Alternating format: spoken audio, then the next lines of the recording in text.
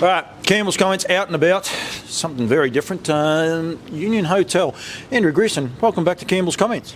Yeah, thanks. Great to be here, Paul. And Mark Hughes, hello to you, mate. Paulie, afternoon. Mate, what a winter's day it is in Melbourne. It's a little bit, late July, mate. A little bit cold on the nude nut, but we've got some new hats and we wanted to make sure that they were front and centre. So they're down by the seaside in the Sweet Lou, and we'll probably touch off on those things in a minute. But great to have you over here. You're not over here for any official harness racing stuff. You're here for the Bledisloe Cup. Yeah, that's right. Look, a mate of mine rang me some time ago and said, you better come over. So here I am with my wife, Sue, and yeah, looking forward to MCG Saturday night. Here it comes. It's foreign territory for a lot of Victorians, you know that, don't you? A lot of them don't understand it. They don't understand the history behind it either. Oh, look, totally. And I got that when I read the first newspaper today. I was struggling to find the coverage. You're going good, you even read a newspaper. We won't even go there. We'll leave that one alone. Firstly, Woodlands, everything's going good? Yeah, look, we're happy with our stallion lineup and our clients are happy. So, yeah, we're happy. Yeah. We'll touch on where they're at it in a second. Stuck to the same roster that you have for the last 2 years. Pretty steadfast in that. That's a bit of a, you're not importing horses just for the sake of bringing in new blood. Yeah, look, I mean, we have a criteria for what we invest in, and not to say that we won't be looking again at the moment. We've got 2 horses which are in their twilight of their career, so yeah, we'll be back and looking for something else for sure. But at the moment, it's not this year, maybe next year. You say about the 2 horses in the twilight of their career, Bledisloe and American Ideal. Just an amazing job a pair of them are still doing. Yeah, look, they're belying their years, that's for sure. Yeah, it's been great. And Betters has come down for possibly his last season, I would say. This year's 25 chronologically. And so, age catches up with everyone and every horse as well. 3 wise monkeys sitting here. I don't know about that. Hughesy the other day, belied his youth though. He still had a 2-year-old filly, I think it was, too. Didn't smash 150. She actually paced 150 though in North America. Yeah, no, look, he's up to his old tricks, Paul. Nothing changes as time marches on. No matter, there's always someone niggling in the background saying he's done, his time's come. But time and time again, he just does the job, and he has laughed in the face of every other stallion along the journey. 4 2-year-old winners at Woodbine last Friday night, and fastest 2-year-old in North America this year, guys, by the King. So quite an amazing thing for, as Andrew said, a 25-year-old. Then the other bloke, American Ideal, I don't know why, but he's just maligned as far as people wanting to speak so highly about him. He leaves all fillies, colts, 2-year-olds, staying horses. Now he's leaving stallions. Like my hard copy the other day again left another, I think, 2 winners in Western Australia since Hughes and I have done one. I think he's had about 6 2-year-old winners over there this year. Unfortunately, ill-fated now, but just an amazing job he does. And even the Kiwis, for some reason, no one seems to really warm to him. He's a funny stallion, isn't he? Yeah, look, I know that when we sent him over to Australia, the phone was ringing. Why?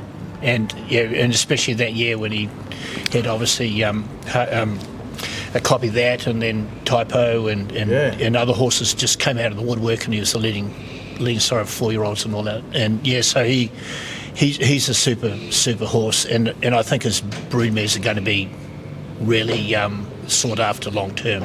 He'll make a big impact. Yeah, and he's a beautiful horse. I'm looking forward to him. August 16 he arrives back at Lower Long Farms, and it's a great association you guys have had, and we'll speak on that in a sec. But I'm looking forward to videoing him when he arrives off the truck, because he jumps off like a 2-year-old, doesn't he? Yeah, no, I think he's really taken a shine to being there. This will be his 5th season there, part of the furniture, and I suppose he's the king of the jungle there. He certainly reminds all the young fellas about that when they go into the shed during the season. And look, he's just been a beautiful horse, and at the end of the day, another two $50,000 2-year-old winners of the size stake for the fillies in New York on Wednesday night. So he just keeps on trucking. Your association, Andrew, with Lower Long Farms, and you're only part of Woodlands. I mean, the Kennys are also part of it, but this association in Australia, third year, fourth year. He's got five. 5 years. Oh, there's a thumb on the other side. He's got some very bent fingers. Just happy to say that. 5 for American Ideal, and this will be a Lather Up's 4th season. So 5th, yeah. Which I mean, it's great for Victorian harness racing, but it's also great for Woodlands to have a presence here in Victoria and ultimately in Australia. Yeah, look, and we made that decision that we needed to be here. And, obviously we've always sent seamen here and been involved in that. But, yeah, we see the two countries as being united as far as harness racing is concerned, not as far as the Blizzard Cup. Don't worry, most of the Victorians won't know, they won't even know about the Bledisloe Cup, so you won't have to worry about that. Lather Up, he's a beautiful horse. I've seen more of him than probably most of the people, even associated with Woodlands. I think Paul and Mary got to see him for the first time last year. He's a beautiful horse. 2-year-olds hit the ground running in North America. You must be proud of what he's doing so far and look forward to seeing him race after the New Year here in Australia. Yeah, look, you can't beat race results, obviously. I mean, he's a very attractive looking horse and he's got a fantastic race record. So to actually have him come out like he has in North America is very positive. And I hope he can do the same thing down here, which I'm sure he will.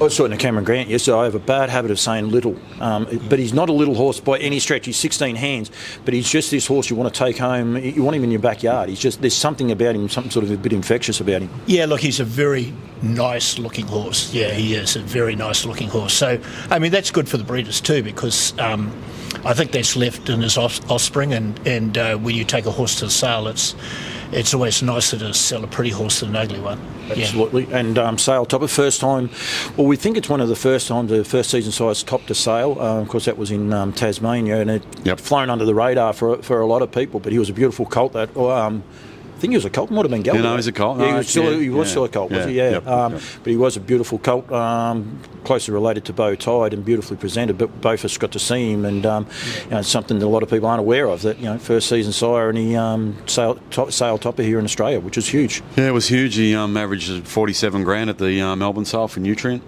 He had really solid results, and probably returned on average 3.5-4 times his service fee at the yearling sales. Exciting for him. He's a leading first season 2-year-old sire in North America. Some more positive results for him in Ohio on the size stake for fillies today. So he's up and about. He's different, which Sweet Lou was. Lou was very different again, but we've got to have that difference in our stallions and our bloodlines. Absolutely, you say there about Sweet Lou. We got Confederate 2 weeks ago winning the Meadowlands Pace. We had my show going 47-4 around a 5/8 track. World record for a 3-year-old, and he just keeps getting the job done. He does the job here in Australia. Everyone says he doesn't leave a good horse, and his name's just left me. The horse of Luke McCarthy's. He is a champion horse. I mean, he's been chasing home Leap to Fames and them sitting on his back. Spirit of St. Louis. He's not like we speak so highly about Leap to Fame, and rightfully so. And yet he sat on his back, didn't lose a length off, didn't lose it. Yeah. He had the toe on him. Yeah, of course he couldn't come around him because I think Leap to Fame's as good as we've ever seen. So he just does an awesome job, and Sweet Lou just continues to get it done.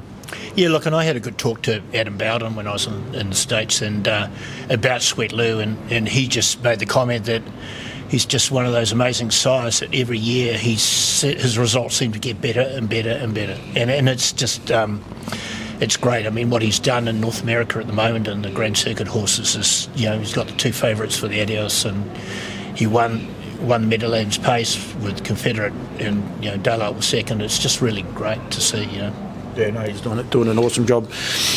Hughes, his favourite. It's funny how he put the yellow hat in front of himself there, but down by the seaside, he's doing a great job over here. You must be wrapped with how he is progressing so far. Yeah, I mean, we suffer for numbers a little bit to start with, and but I mean, Cream goes to the top, and he's going to make it without doubt down under, and he's done such a super job in America. He's just unbelievable.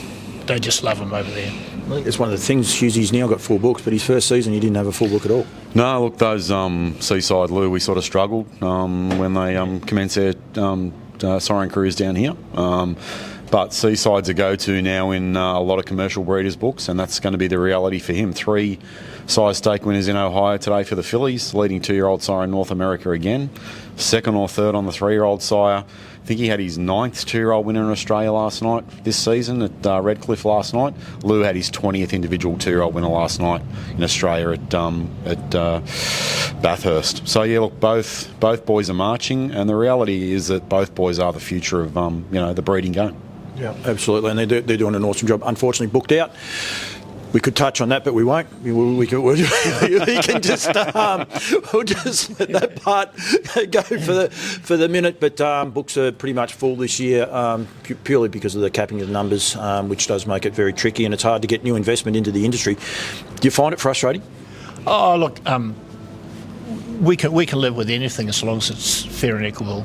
But yeah, and I think there's some tweaking to be done on the limit 150 in regards to free returns. But ultimately, it's good if you can have stallions that, especially important stallions that make a difference to the breed overall, and that's what we've always tried to do with our lineup in Woodlands. Will the 150 affect us long term? No, it won't. But it gives you the situation where you pretty well know what the numbers are when you're buying a horse and what you can do, and that may be limiting. Time will tell. Limiting as to purchasing a horse, because if the asking price is too much, you say, well, hang on, I can't get a return off this, so you walk away. Yeah, look, I mean, you look at Sweet Lou as 2-year-old of the year and Older Horse of the Year and record holder, and you look at Down by the Seaside 3-year-old of the year, and What the Hill was 3-year-old of the year. To buy that quality of genetics doesn't come cheaply, and we'll obviously always purchase a major part of every stallion that we bring down under. So it's not like we're leasing; we're actually putting money up front every time, and that's been our difference over the years. And so therefore, we have to do the sums and numbers as to what we need to have a service fee for to allow us to actually get out of the horse, and that's so 150 has its challenges in that, but as I said before, we can live with that. Yeah, it is. I think a lot of people voice the same opinion. I don't think it matters what stud, what hat you put on, what jacket you put on. I think they're all in a similar boat when they get full book stallions. I think if you have stallions that don't fill the book, it's not an issue, but that's a problem, and we want to try and improve the breed and make the breed keep up with North America as it is at the minute, but we don't want to slow it down now. Yeah, look, and I think everyone who looks at what the breed was 20 years ago and what it is now, shuttle horses have just revolutionised the whole breed. There's no question of that, and we've seen that in leaps and bounds in the harness industry, and may it long continue. Yeah, absolutely. Trotters, firstly, Speeding Spur is standing at stud. Any service is available here in... No, his boys will be on the plane. I wasn't sure on that one. No. But I mean, he's a sentimental favourite for the farm. Yeah, like he's a lovely horse. We bred him ourselves, and we raced him in New Zealand, and then we sent him over to North America, and he won a Group 1 over there, or equivalent to Grade 1, I think they call it. And he has a very fast time. He's the most successful entire racehorse in the Southern Hemisphere. He won 9 or 10 Group 1s. So you can correct me on that. And he won 1.5 million. So he was just a super horse. He's such a lovely temperamented horse. He's a favourite in the farm. He's just such a gentleman. And he, in the foals and the small crops he's had, he really does leave a bit of quality. So we're hoping that he'll manage to dig himself out of the hole of small numbers and be a commercial sire long term. And your commitment to him, because with the weanling sales, I was there recently, you committed to sending your mares to him, and not your bottom mares. You're sending your better mares to him, breaking it up a little bit, because we're going to talk about What the Hill in a sec, but you are still committed to sending mares to him, and you're not going to drop off him anytime soon. Oh, no, we won't. We'll keep on breeding to him. We don't have a large number of trotting mares, to be honest with you, but yes, he will be continually supported by us, and we're hoping that he just has 1 or 2 really good horses come out of the small crops, which all of a sudden commercial breeders are going to say, hell, I never thought of him. He won twice, didn't he? I'm going to say the Woodlands Great Southern Star. Did he win it twice? No, he won the Southern Star once, but he won it the night where the heat and the final were on the same night. Same night, yeah. So I wasn't sure on that one, but yeah, he's a superstar horse. Talk about trotters. What the Hill? I think What the Hill's going to start sponsoring Talking Trotters. You may not know that one yet, but that's one between me and Hughesy, but that's okay. Paul and Mary, you just pick. Paul and Mary can pick themselves up, and I'm actually excited about it. What a job he's doing. He pretty much can't be toppled now for the New Zealand sire of the year for the 3-year-olds in New Zealand. Yeah. But the 2-year-olds are starting to really hit the ground running. He's leaving a little bit of earth, and like Love Me Too, super excited to know that he is coming here to Australia. And he's going to race here in the Victorian Derby. When the Victorians get to see him, they're going to go, wow, because not only is he a good horse, a fast horse, he's an imposing horse to look at, and that's super exciting for What the Hill as well. Yeah, look, What the Hill, I mean, you just have to talk to New Zealand bloodstock, Cambray and James Jennings. And Cam's got about 4. Yeah, he just loves them. I mean, they are really good, conformed, good-looking horses. From a commercial breeder's point of view, he's just an absolute go-to because he leaves a horse that you can sell at the yearling sales, and his first crop that came to sale was reflective in that he really has left a horse that's commercial. You said there before, you guys don't have a lot of trotters. Brecken Farm are nearly 50-50 trotters to paces, and might actually even be a little bit more. And their support of What the Hill's just been amazing. And when a farm like that support a stallion, it's a beacon. It's just sort of almost a flashing light. Go to this horse. Yeah, look, and we were very grateful, Ken and Karen, to actually support that horse like they did. And obviously they saw the quality in him and embraced it, and they did really well in breeding the trotting derby horse out of that with the breeders for that. So that was great as well. His book's going okay here in Australia? Yeah, no, it's steady. We understand that the trotting side of the business is a patchwork quilt, I describe it as, and there's no other way to talk it. So many options for trotting breeders. But look, yeah, it's steady.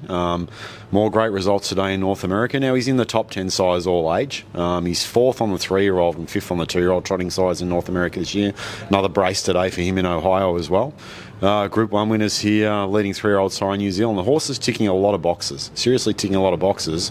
In a world where we know there is a lot of frozen semen, and this chilled option, the breeders have got available to them. If they're not taking advantage of them, then, they might need their heads read.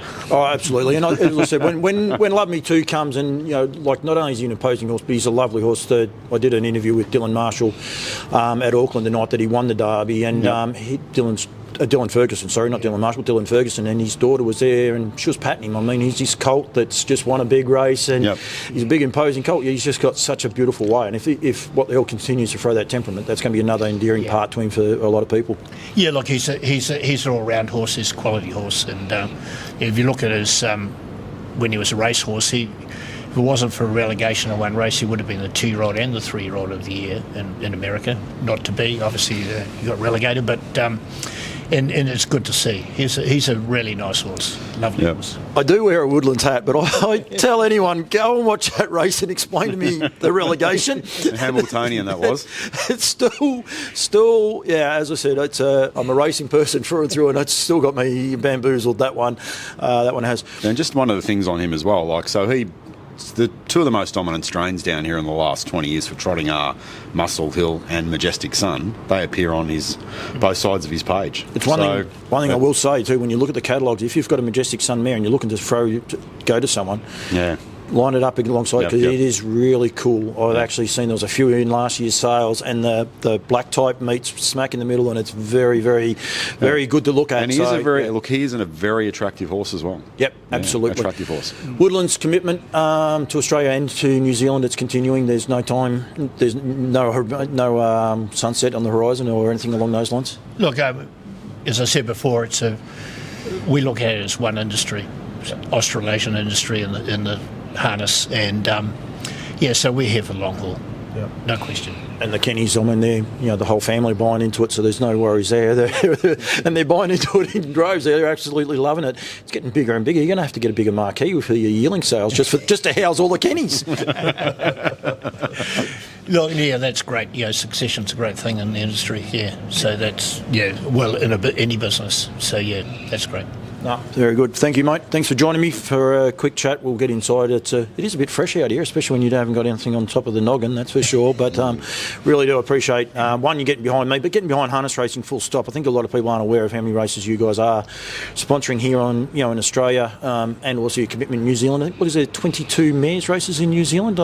Poor old Hughes, I think there's a mares series. There's a mares series, but I think we're committed to sponsoring at least 50 races in New Zealand. Yep. And a vast majority of them here, including some of the main races. We're up and down the eastern seaboard, mate. We're in WA. We're spreading the love everywhere, mate, as we say. We'll quickly say Breed to Succeed on August the 20th. There's a free service fee to be won to American Ideal. Also, Pastor Stephen and Vincent, both donated by the Alabar and Lower Long Farms. Get into trouble if I get that one on. But also September 10, so the week after Father's Day, the Stand Parade, where people can come and see American Ideal and lather up there as well. Paul and Mary were over last year, and it's a great day. It's a bit of fun too, Hughesy. Yeah, no, it was a good day. I know that it had been years in the planning, and the weather chipped in, and Kath's staff and her, they had a very successful day. It was a really good day of reconnection for a lot of people.